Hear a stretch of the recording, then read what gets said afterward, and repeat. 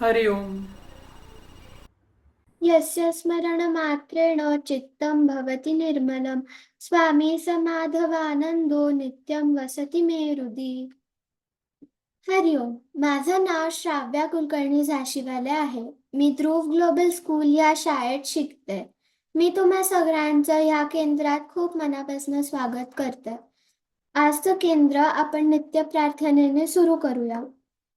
ओम नमोजी गणनायका वेद प्राप्तिदायका जय जय सुसंवेद्या आत्मरूपा.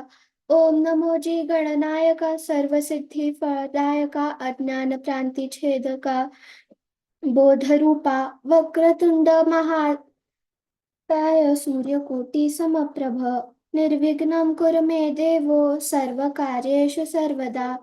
या कुंदेन्दु तुषारहार धवला या शुभ्रवस्त्रावृता या वीणावरदण्डमण्डितकरा या श्वेतपद्मासना या ब्रह्माच्युतशङ्करप्रभृतिभिर्देवैः सदा वन्दिता. सा मां पातु सरस्वती भगवती निःशेषजाड्यापहा. सर्वमङ्गलमाङ्गल्ये शिवे सर्वार्थसाधिके शरण्ये त्र्यम्बके गौरी नारायणी नमोऽस्तुते. अखण्डमण्डलाकारं व्याप्तं येन चराचरं तत्पदं दर्शितं येन तस्मै श्रीगुरवे नमः. जय जय रघुवीर समर्थ.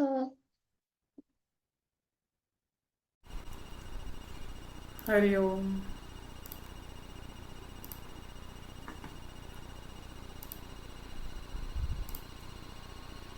छान. श्राव्याने केंद्राची सुरुवात छान केली प्रार्थनेने आणि स्वामीजी स्मरण मंत्र आणि पुढे नित्य प्रार्थना. अशा पद्धतीने आपण नेहमी सुरुवात करतो. सो आज बरेच जण आपल्या केंद्राला जॉईन झालेत आणि काही जण फर्स्ट टाइम पण आलेत असंही मला वाटतं. आणि त्याच्यामध्ये छान छान पुढे आपली अनेक सत्र तर होणारच आहेत. पण केंद्राचं जो प्रायमरी पर्पज आपला जो आहे तर एक लक्षात घ्यायचं ते म्हणजे थोडंसं उपासनेचा भाग आपण समजून घ्यायचा हा आहे.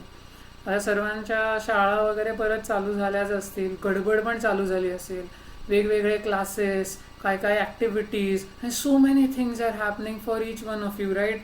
मे गेम्स आहेत, कुठे कोचिंग सेशन्स आहेत. आता ह्या सगळ्या गोष्टी करत असताना खरंच कधी कधी असं वाटतं की अरे आपण किती बिझी होऊन जातो आणि त्या सगळ्या बिझी शेड्यूलमधनं आपल्याला केंद्राला यायला वेळ काढणं सुद्धा many times it is so difficult असं होत राहतं. पण तरी पण प्रयत्नपूर्वक जर आपण ह्या गोष्टी केल्या तर आपल्या रुटीनमध्ये आपल्या शेड्यूलमध्ये निश्चित आपल्याला थोडासा का वेळ होईना आपल्या उपासनेसाठी आपल्या प्रार्थनेसाठी मिळू शकतो. आणि आजचा तोच टॉपिक आहे बरं का. तर हे सगळं महत्त्वाचं का आहे तर एक छोटं प्रेझेंटेशन आहे माझ्याकडे तर मी ते शेअर करतो आणि मग आपण बघूयात की तुम्हाला ह्या गोष्टी कशा छान आवडतात का, कळतात का, काय वाटतं ते पण मला सांगा. खरं तर आपण काय बघत चाललोय. इनफॅक्ट वी आर सीइंग अष्टांग योग. केवढी मोठी मोठी नावं, बापरे. अष्टांग वगैरे म्हटल्यानंतर 8 अंग असं सगळं आपल्या समोर. म्हणजे खरं तर येत नाही असं काही समोर, पण एकदम अवघड शब्द एवढं आपल्याला नक्की जाणवतं. पण तो अवघड शब्द आपण थोडा का होईना सोपा करून बघण्याचा प्रयत्न करतोय.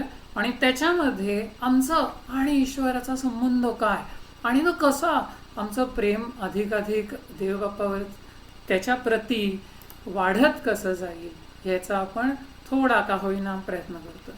तर मी जे स्क्रीन शेअर करतो मला फक्त सांगा बरं का स्क्रीन दिसली की, आणि मग आपण त्यातल्या गमती जमती बघूया. Okay, here we go. So दिसतीये स्क्रीन. जसं थम्स अप ऑल्सो जे जे आहेत त्यांच्याकडनं मिळालं तर मला all right, thanks guys, very nice. So आपण खरं तर आसन बघतोय बरं का. ह्या अष्टांग योगातलं आसनाचा भाग बघतोय आणि त्या आसनामध्ये सुद्धा आपण मनाचं आसन बघतोय. म्हणजे how my mind and anything that goes within me right internally माझ्यामध्ये जे चाललेलं असतो त्याचं आणि how God and you know what is the whole relation. Because it is confusing at times, पण we are trying to understand it step by step, little by little. So एका केंद्रामध्ये आपण, मला वाटतं लास्ट केंद्रामध्ये ऍक्च्युली तेजश्री मावशीने एकाग्रता आणि स्वामी विवेकानंदांच्या सुंदर गोष्टी घेतल्या, म्हणजे कॉन्सन्ट्रेशनला धरून, म्हणजे क्रिटिकल, फार क्रिटिकल गोष्ट आहे. ओव्हरऑल आपल्याला जर मस्त डेव्हलप करायचं स्वतःला, we want to become somebody really great, आणि ग्रेट म्हणजे सक्सेस ह्या दृष्टिकोनातनं मला म्हणायचंच नाहीये, पण somebody who really feels very positive from within, who feels good with what they are doing, who feels motivated, ज्यांना जर वाटतं की येस आपण राष्ट्रासाठी, देशासाठी काहीतरी केलं पाहिजे, काहीतरी करूयात, अशी एक पॉझिटिव्ह पर्सनॅलिटी व्हायचं असेल तर हा थोडासा ना जो काही आपला संबंध आहे आपल्या मनाचा, आपल्या बॉडीचा, आपल्या इंटलेक्टचा आणि देवबाप्पाचा, हा समजून घेतला पाहिजे. तर त्याच्यासाठी हे मनाचं आसन. आता ह्याच्यामध्ये एक ना कॉमन एक चित्र आहे ना, मी सगळीकडे ठेवलंय बरं का दर प्रेझेंटेशनला. ते म्हणजे एक पॉट आहे, that pot has water and then there is another pot, but the water within that has ripples. So you have to understand, काय यू हॅव टू अंडरस्टँड की the pot is like our body. आसन म्हटलं की शरीराचं आसन असं आपल्या मनात नक्कीच येतं, पटकन येतं. पण हे जे शरीराचं आसन आहे त्याच्यामधलं हे पाणी म्हणजे माइंड आहे, आणि शरीर आपण स्थिर ठेवलं तर त्याच्या आतलं पाणी पण स्थिर राहायला मदत होते. पण sometimes or many times the fun is की जरी तो माठ आपण स्थिर ठेवला असेल तरी त्याच्या आतमधल्या पाण्यामध्ये समाऊ रिपल्स यायला लागतात. आणि आता हे जे रिपल्स आहेत आणि ते इकडे तिकडे टंग टंग टंग टंग टंग जे मन फिरत असतं त्याला कशा पद्धतीने थोडं शांत करण्याचा प्रयत्न करायचा. उपासनापुरते जरी आपण करता येईल का असा हा प्रश्न असतो. So we actually saw lot of these things right. आणि अष्टांग योगामध्ये 8 लिम्स आहेत राईट, 8 अंग. So what are those 8 sections आपण हळूहळू बघतोय, परत पण बघू. पण जस्ट टू अंडरस्टँड की यम आहेत म्हणजे how I behave within the society, सगळ्यांबरोबर वावरत असताना समाजामध्ये मी कशा पद्धतीने राहिलं पाहिजे हे सांगणारं यम. त्याच्यानंतर नियम, मी मलाच स्वतःला कशा पद्धतीने अनुशासित केलं पाहिजे, डिसिप्लिन केलं पाहिजे, so that I become a very positive and a strong figure. आसन आता आपण ते बघतोय, which is all about your posture for the body and the mind. मग पुढे आलं ब्रेथ, प्राणायाम, कारण breath and mind is related. Then आलं प्रत्याहार, कारण सगळीकडे जे बाहेर बाहेर जात असतं थोडं आतमध्ये आलं पाहिजे, इंटरनली फोकस करता आलं पाहिजे. मग धारणा, ध्यान, समाधी अशी वेगवेगळी अंग आली. आता हा पार्ट आपण बघितलाय, this is same image right. So I म्हणून स्किप थोडं पुढे मी जाणार आहे आणि आय म्हणून show you one slide which says की या मनाचं आसन जे आहे ते कशा पद्धतीने आपण समजून घेऊ शकतो आणि स्थिर करू शकतो. The mind has tremendous importance guys. Okay, all of you need to understand that right now in this age itself. आत्ताच समजून घ्यायचंय, कारण सगळं जे आपण कार्य करतो, whatever we feel, everything is associated with the mind. So a healthy body will help you actually develop a healthy mind. A healthy mind will help you develop a healthy body. हे दोन्ही connected, हे लक्षात ठेवायचं. पण the mind has a very very strong will, and if we are able to understand it आणि आपण त्याला थोडा शेप देऊ शकलो तर it can do phenomenal things for us. पण जर तो आपल्या हाताबाहेर निघून गेला आणि काहीच्या काही कुठल्याच गोष्टी काहीतरी भलत्याच करत बसला, then it is very hard to bring that mind back in control. म्हणून अष्टांग योग, म्हणून आपली उपासना, म्हणून स्वाध्याय. आणि त्यातला जो भाग आपल्याला मनाचा समजून घ्यायचा त्याच्यामध्ये बघा बरं का, तुम्हाला काही बहुतेक सगळ्यांना वाचता येत असेल, काही जण ज्यांना वाचता येत नसेल ते ऐकू शकतात. तर त्याच्यामध्ये काय काय भाग आहेत, तर एक तर आहे निश्चय, रिझोल्युशन. ओके, म्हणजे आपला डेफिनेट डिसिजन, निश्चय, रिझॉल्व्ह झाला पाहिजे की मला हे करायचंय. मग ते जे काय करायचंय, मला थोडा वेळ, दिवसातले 5 मिनिटं, 10 मिनिटं, 15 मिनिटं, whatever I can, whatever I should, I am going to actually do my उपासना. मी उपासना करणार, निश्चय. त्याच्यानंतर मला ते करण्यासाठी ऍक्च्युअल एफर्ट करायला लागतो. नुसतंच आहे टेक अ डिसिजन, अरे नुसतं ठरवून काय, मनामध्ये अनेक गोष्टी ठरवाल पण कोणी काही केलंच नाही तर उपयोग काय याचा. सो प्रयत्न करायला लागतो. So today, the last time we saw something about resolve. Today we are going to see for 5 minutes something about effort. प्रयत्न, and you are going to probably see some brilliant personalities as I talk about effort, ज्यांनी actually हा प्रयत्न केलाय आणि त्यांना त्याच्यामधनं कशा पद्धतीने यश मिळालंय. So here is the second part, right? After resolution, a strong resolve, what we do with effort. So here's my effort, right? काय होतं, कोणी कोणी रिझॉल्व्ह केला होता, आपण त्याच्यामध्ये काय बघितलं, तुम्ही बघा बरं का. आता 3 तुम्हाला इथे ब्रिलियंट लोक दिसतात. लोक म्हणजे काय, सगळे ईश्वराचे अवतारच म्हणूयात आपण, आणि त्याच्यात स्वातंत्र्यवीर सावरकर पण आहेत. सो पहिलं कोण आहे, हनुमान बाप्पा, राईट? भीमरूपी सर्वांना माहितीच असतं, बरेच जण म्हणतात, आपण त्याची उपासना करतो. मग हनुमान बाप्पाचं काय हो, तर हनुमान बाप्पाला फार मोठं, प्रचंड मोठं टास्क होतं त्याच्या पुढे, की सीता मातेचा शोध घ्यायचा आणि ती कुठे आहे त्या रावणाच्या लंकेत जाऊन शोधून ते स्थान येऊन रामचंद्र म्हणजेच राम बाप्पाला सांगायचं. सो केवळ मनामध्ये दृढ रिझोल्युशन, आपल्या ईश्वराप्रती असलेली श्रद्धा, आणि हे श्रीराम प्रभूंचं कार्य आहे अशा पद्धतीचा रिझॉल्व असल्यामुळे एवढं मोठं कार्य त्यांनी सहज पार केलं आणि easily he took it to conclusion. दुसरा फोटो कोणाचा आहे दिसतंय त्याच्यामध्ये, तर रेड्याच्या मुखातनं ज्यांनी वेद वदवून घेतले असे ज्ञानेश्वर महाराज. छोटेसे होते, very small, just your age, आणि त्यांना लोकांनी प्रचंड त्रास दिला, खूप त्रास दिला, पण सद्गुरूंची आज्ञा होती की लोकांचा उद्धार करायचा. So had a very strong resolve. He entirely did it, right? Dnyaneshwari, आणि त्याच्यावरती हजारो लाखो इतकी लोक त्याचा अभ्यास करतायत आणि त्यामधनं आनंद घेत आहेत आणि ईश्वर प्राप्ती कशी करून घ्यायची हे शिकतायत. तिसरी फेमस पर्सनॅलिटी, राईट? स्वातंत्र्यवीर सावरकर. काळ्या पाण्याची शिक्षा, प्रचंड क्लेश, अशक्य त्रास त्यांना दिला होता, आपण इमॅजिन पण करू शकणार नाही. म्हणजे रक्ताच्या उलट्या आणि जुलाब अशी परिस्थिती त्यांची होती. He was suffering big time, पण मन अतिशय प्रसन्न होतं, शरीराला कितीही वेदना झाल्या तरी, कारण व्हेरी स्ट्रॉंग रिझॉल्व. भारत मातेची सेवा मला करायची आहे आणि प्रत्येक कृती माझी ही भारत मातेची सेवा आहे. अरे बाप रे, म्हणजे हाऊ पॉवरफुल दीज बीइंग्स वर. तुम्ही फक्त याचा विचार करू शकता.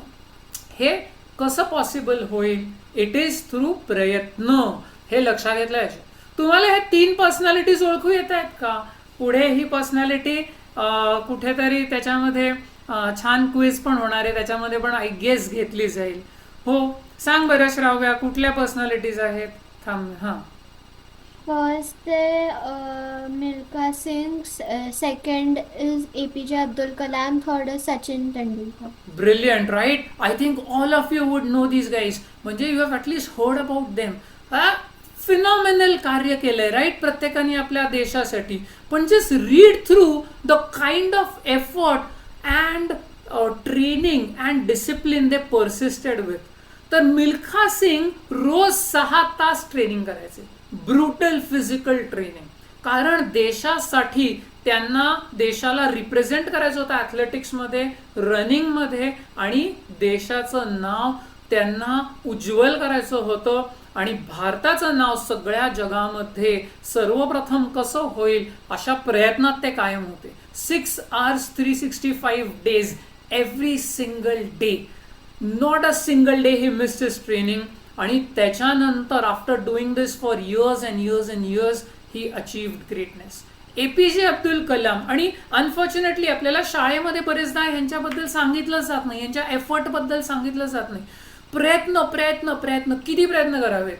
अब्दुल कलाम सर जे होते अतिशय गरीब फॅमिलीतले होते, त्यामुळे खाण्यापिण्यासाठी न्यूजपेपर विकायचे, त्यामधनं पैसे मिळायचे, त्यातनं त्यांचं शिक्षण वगैरे ते करायचे. आणि तेव्हापासनं आणि पुढे अखंड शेवटच्या दिवसापर्यंत रोज जवळजवळ 18 तास त्यांनी अथक परिश्रम केलेले, कारण इतकं प्रेम होतं देशाप्रती. त्यामुळे मला पैसा मिळतोय का, मला सक्सेस मिळतोय का, माझं कोण कौतुक करतंय का, nothing doing. Everything was simply associated with me ईश्वराची पूजाच करतोय, म्हणजे माझ्या भारत मातेची सेवा करतोय. Same for Sachin Tendulkar. Look at the amount of effort, right? Abdul Kalam सरांचं कार्य हे राष्ट्रासाठी वेगळ्याच पातळीवरच होतं. एफर्ट वाईज सचिनचं again one of the greatest athletes right, पण look at 10 to 12 hours of daily practice. Oh my God, was it easy?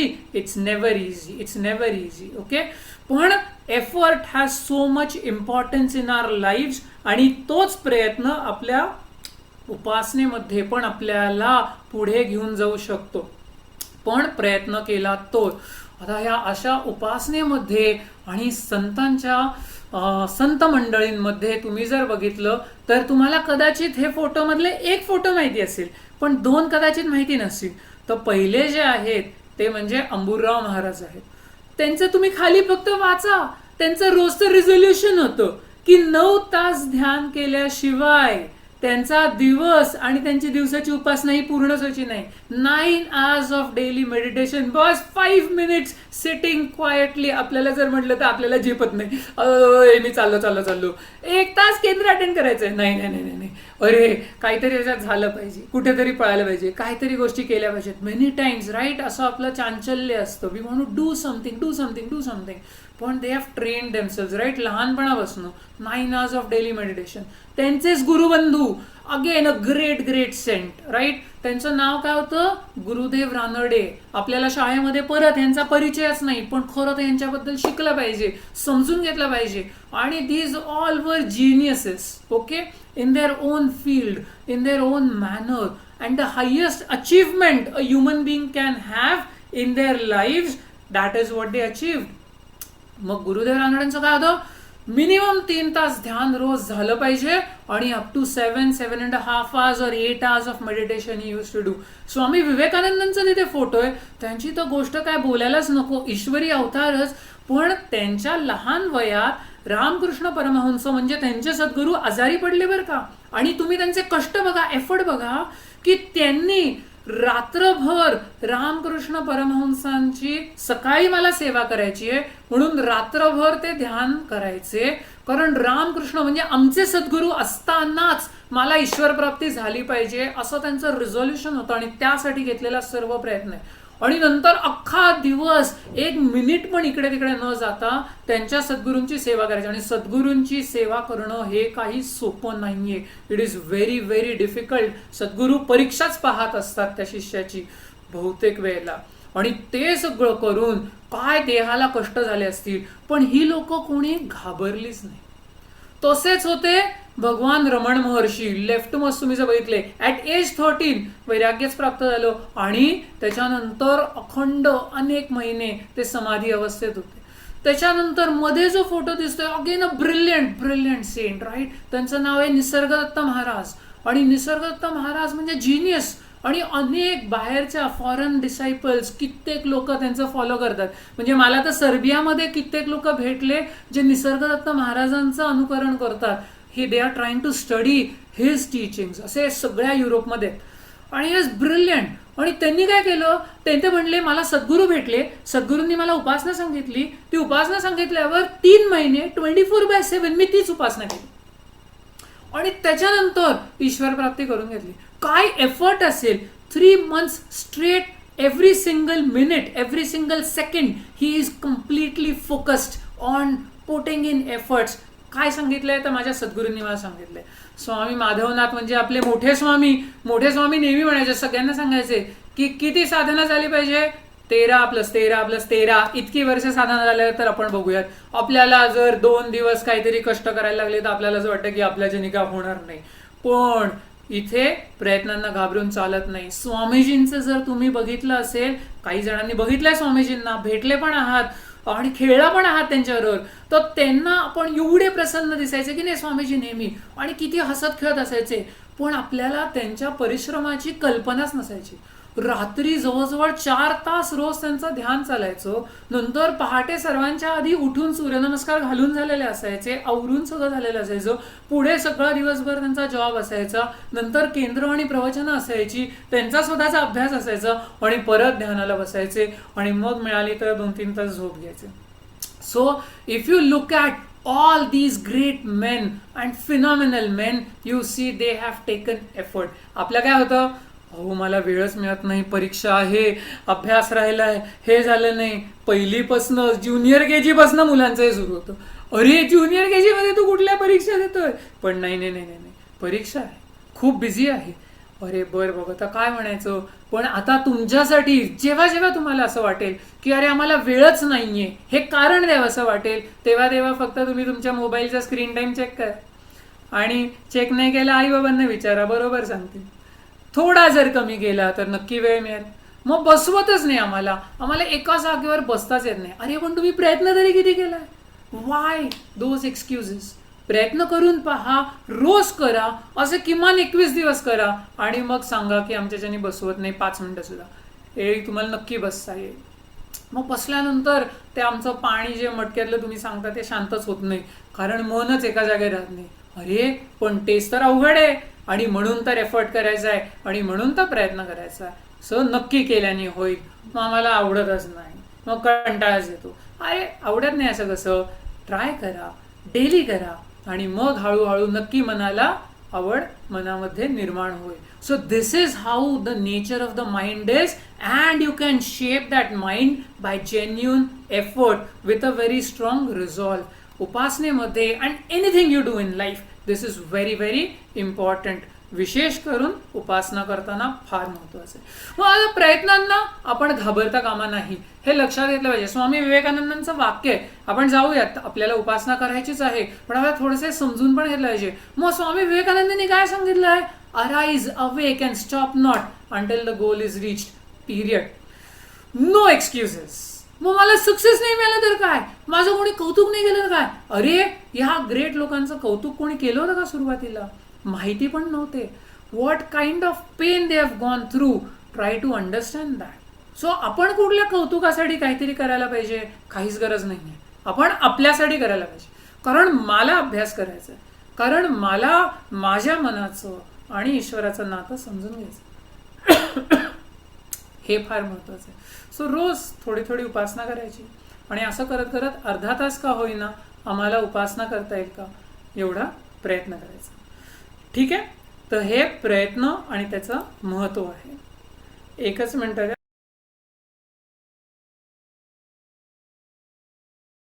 Sorry, मी ही तापातनं सुटतोय, त्यामुळे मलाही खोकला खूप आहे.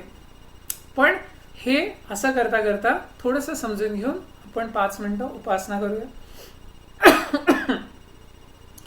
उपासना करताना आपण थोडंसं सुरुवातीला दीर्घ ओंकार म्हणणार आहोत, त्यानंतर 3 वेळा गायत्री मंत्राचं स्मरण करणार आहोत, म्हणजे जोरात म्हणणार आहोत, आणि त्यानंतर 1 मिनिटं शांत ध्यान करणार आहोत. ध्यानाची जी प्रक्रिया आहे सर्वांना नेहमीच आपण सांगत असतो, समजून घ्या, सिंपल पद्धतीने समजून घ्या. ओंकार ध्यान आपल्याला करायचं. ओंकार ध्यान करत असताना सरळ बसावं, सहज आसनात बसावं, कुठल्याही आपल्या बॉडीच्या अवयवामध्ये, पार्टमध्ये कुठेही काही टोचत खुपत नाहीये ना एवढं बघावं. डोळे शक्यतो बंद ठेवावेत. बंद ठेवले डोळे की काही गोष्ट बघायचा काही भाग नाहीये. मस्तकामध्ये दोन्ही भुवयांच्या मध्यभागी थोडंसं वरती जिथे कुंकू किंवा गंध लावला जातो त्या ठिकाणी आपल्याला इनवर्ड अटेन्शन फोकस करायचं, आणि त्या ठिकाणी लक्ष सर्व एकवटून श्वास घेत असताना ओम आणि श्वास सोडताना ओम असं ओंकार मंत्राचं स्मरण करायचं. ह्या ओंकार मंत्राचं स्मरण जसं आपण मनामध्ये करतो, जोरात काहीच करायचं नाही, मनामध्येच करायचं. सर्व लक्ष भ्रूमध्याच्या ठिकाणी ओंकार नाममंत्रासहित, आणि ओम असं जेव्हा आपण मनामध्ये म्हणतो तेव्हा आपल्या मनामध्ये जो सहज भाव निर्माण होतो, करता करता लक्षात येतो, तो भाव आपल्या चित्तामध्ये म्हणजे मनामध्येच तो भाव धारण करायचा, आणि त्या सहित भ्रूमध्याच्या ठिकाणी अवधान एकवटून लक्ष त्या ठिकाणी अटेन्शन फोकस करून स्थिर राहायचं.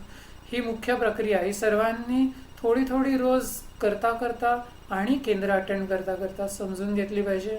Very very important for each one of us. आणि हाच प्रयत्न आपल्याला हळूहळू त्याचा वेळ वाढवत वाढवत न्यायचा आहे. रोज 1 मिनिटं सहज शक्य होईल तसं, असं किमान अर्धा तास. तुम्ही मोठे आहात आता, तर 15 मिनटं तरी का होईना बसलं पाहिजे आणि असं करत करत 30 मिनिट्सपर्यंत प्रयत्न केला पाहिजे. एकदम नाही होणार, पण रोज थोडा थोडा केला तर आपण बघितले इतके सुंदर उदाहरणं त्यांनी काय काय सहज म्हणजे शक्य करून दाखवलं प्रयत्नातनं. So effort is very important. चला आता आपापल्या ठिकाणी उपासना करायची आहे. प्रथम आपण गायत्री मंत्राचं स्मरण करूया. त्रिपदा गायत्री मंत्र 3 वेळा, मग 3 वेळा दीर्घ ओंकार, मग तसंच ओंकार झाल्यानंतर ध्यान, मी हरिओम म्हणेन आणि मग त्यानंतर थोडंसं आपण नाममंत्राचा जप करूया आणि मग उपासनेची सांगता. ओम भूर्भुवस्वः ओम तत्सवितुर्वरेण्यं भर्गो देवस्य धीमहि धियो यो न प्रचोदयात्. ओम भूर्भुवस्वः ओम तत्सवितुर्वरेण्यं भर्गो देवस्य धीमहि धियो यो न प्रचोदयात्.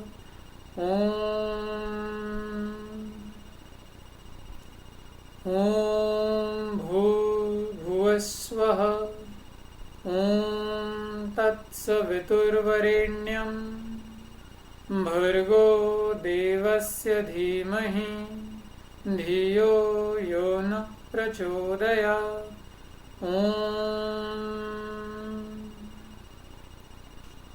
तीन वेळा दीर्घ ओंकार करूया. दीर्घ श्वास घ्यावा.